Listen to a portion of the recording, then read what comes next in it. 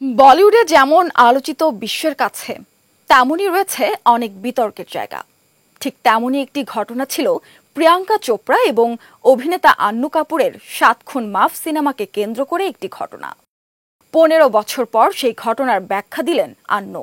ভারতীয় গণমাধ্যমের খবরে বলা হয়েছে, ৭ খুন মাফ সিনেমা প্রচার অনুষ্ঠানে আন্নু কাপুর বলেন প্রিয়াঙ্কা তাকে স্ক্রিনে চুমু দিতে অস্বীকৃতি জানান, কারণ তিনি সুন্দর নন। তার এই মন্তব্য সংবাদ মাধ্যম সহ সবখানে বিতর্কের জন্ম দেয়। প্রিয়াঙ্কা সেই বিতর্ককে বিরক্তিকর ও অপ্রয়োজনীয় কথা বলে উল্লেখ করেন। ১৫ বছর আগের সেই ঘটনা সম্প্রতি এক সাক্ষাৎকারে স্পষ্ট করেছেন আন্নু কাপুর। তিনি বলেন, আইতরাজ সিনেমার সময় আমি প্রিয়াঙ্কাকে বেটি বলে সম্বোধন করতাম।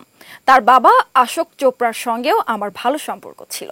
এরপর যখন বিশাল ভরদ্বাজ আমাকে ৭ খুন মাফ সিনেমায় একটি অন্তরঙ্গ দৃশ্যে অভিনয় করতে বললেন, আমি বুঝতে পারলাম প্রিয়াঙ্কা অস্বস্তিতে থাকবেন।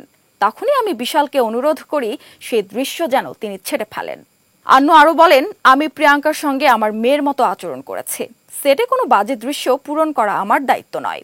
আমার জন্য গুরুত্বপূর্ণ ছিল প্রিয়াঙ্কা যেন স্বাচ্ছন্দ্যে কাজ করতে পারে। বিশাল প্রথমে দৃশ্যটি রাখার পক্ষে ছিলেন, কিন্তু পরে প্রিয়াঙ্কার অসুবিধা হবে বলে তা কেটে দেওয়া হয়। আরও সংবাদ পেতে চোখ রাখুন প্রতিদিনের বাংলাদেশের ওয়েবসাইট, ফেসবুক পেজ ও ইউটিউব চ্যানেলে। এতক্ষণ সঙ্গে থাকার জন্য ধন্যবাদ।